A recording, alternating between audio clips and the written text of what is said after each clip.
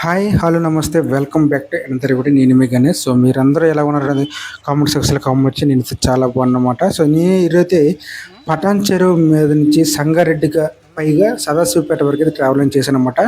ఎందుకంటే నేనైతే సదాశివపేటలో స్టే చేస్తాను అనమాట. అక్కడైతే రూమ్ అయితే ఖాళీ చేయడం నేను నా ఫ్రెండ్స్ కలిపి అయితే ట్రావెలింగ్ చేసామన్నమాట. ఆ ట్రావెలింగ్ చేసినప్పుడైతే స్టార్టింగ్ వెళ్ళేటప్పుడైతే ఏదైతే ఇష్యూ లేదు, రిటర్న్ అవుతున్నప్పుడైతే వచ్చిన ఇన్సిడెంట్ అయితే మేమైతే చూడడం జరిగిందన్నమాట. ఆ ఇన్సిడెంట్స్లో ఒక పెద్ద ఘోర ప్రమాదాన్ని అయితే మేమైతే చూడడం జరిగిందన్నమాట. ఆ ప్రమాదాన్ని అయితే మీతో పాటు షేర్ చేసుకుంటున్నాను. ఎందుకంటే నేను రిటర్న్ అయినప్పుడు అయితే హెవీ ట్రాఫిక్ అనమాట. ఏమైంది ట్రాఫిక్ అసలు ఇది ముంబై హైవే అనమాట. ఎందుకంటే మీరు చూసినట్లయితే పటాన్ చెరువు మియాపూర్ మీదుగా అండ్ సదాశివపేట టు జహీరాబాద్ వెళ్ళే హైవే ఏదైతే ఉందో ఆ హైవేలో సంగారెడ్డి టు సదాశివపేట మధ్యలో అయితే భారీ యాక్సిడెంట్ అయితే జరిగిందన్నమాట. ఆ యాక్సిడెంట్లో అయితే చాలా వరకు అయితే చాలా ఇష్యూ అయితే జరిగింది. ఎందుకంటే 2 లారీల మధ్యలో ఇది ఒక కారు అయితే ఇరుక్కుపోయి ఒక ఫ్యామిలీ అయితే చాలా వరకు చనిపోవడం జరిగిందన్నమాట. నాకైతే అది చూసిన తర్వాత అయితే నాకు గుండె తరుక్కుపోయింది చెప్పొచ్చు. ఎందుకంటే నేను రిటర్న్ వస్తున్నప్పుడు అయితే చాలా భారీగా అయితే ట్రాఫిక్ మేము సరిగ్గా పట్టించుకోలేదన్నమాట. ఏమైందంటే మామూలు ట్రాఫిక్ కదా, అది క్లియర్ అవుతుంది. నియర్ బై ఉన్న ఏదో రెస్టారెంట్కి వెళ్ళి రెస్టారెంట్లో భోజనం చేసేసి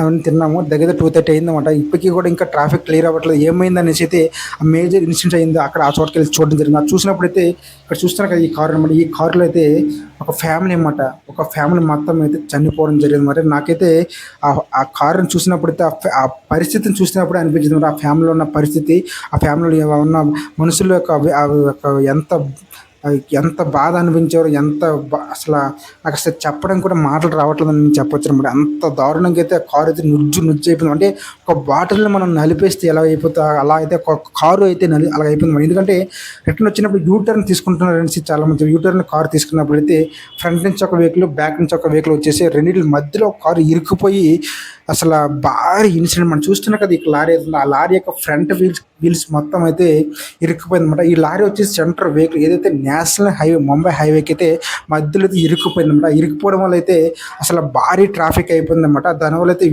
అసలు వెహికల్స్ మూమెంట్ అనేది లేకుండా పోయింది అనమాట. అంత ఇన్సిడెంట్స్ అనమాట. అయితే ఆ ఇన్సిడెంట్స్ నేనైతే దగ్గరగా కళ్ళారు చూసినప్పుడైతే నాకు అసలు మాట్లాడడం కూడా మాటలు రావట్లేదు అనమాట. అంత భారీ యాక్సిడెంట్ అయింది నా జీవితంలో. ఇటువంటి యాక్సిడెంట్ అయితే నేను కళ్ళారా చూడనని అనుకున్నాను. అసలు ఇలాంటి సిచ్యువేషన్ కూడా ఇలాంటి ఫేస్ చేస్తామని అయితే నాకైతే చాలా బాధాకరమైన వాతావరణం అయితే నేనైతే మీతో షేర్ చేసుకున్నమాట. ఇంతకీ ఇటువంటి సిచ్యువేషన్ కూడా షేర్ చేసుకోవాలా అనే పరిస్థితిలో ఉన్నానమాట. నేనైతే అంత దారుణంగా అయితే అసలు అసలు నాకు చెప్పలేకపోతాను అనమాట. అంత నాకైతే చూసిన ఇన్సిడెంట్ అయితే నాకైతే కళ్ళంటే నీళ్ళు అయితే వచ్చేసాయన్నమాట. ఎందుకంటే మనం ఖచ్చితంగా ట్రావెలింగ్ చేసినప్పుడు ముందు వెనకైతే మనం చూసుకొని అయితే ట్రావెలింగ్, ఎందుకంటే పరిస్థితులు ఎప్పుడు ఎలా ఉంటాయనేది ఎవరికి తెలియదు అనమాట. మనం పరిస్థితి అనుకూలంగా అయితే మనం ట్రావెలింగ్ చేసినట్లయితే మనం విచ్చలవిడిగా మనం ట్రావెలింగ్ చేస్తే హై స్పీడ్లో మనం ట్రావెల్ చేసినట్లయితే సిచ్యువేషన్ మన కంట్రోల్ లేనప్పుడు ఏదో ఒక విధంగా ఖచ్చితంగా అయితే మనము ఆ సిచ్యువేషన్ మనమైతే బానిస అవ్వాల్సి వస్తే ఆ సిచ్యువేషన్ తగ్గట్టు మనమైతే మన కనబడిన పరిస్థితులు అయితే మనం ఉంటాం. చూసారు కదా లారీ వెహికల్ చూస్తున్నా మీకు కనబడుతుంది.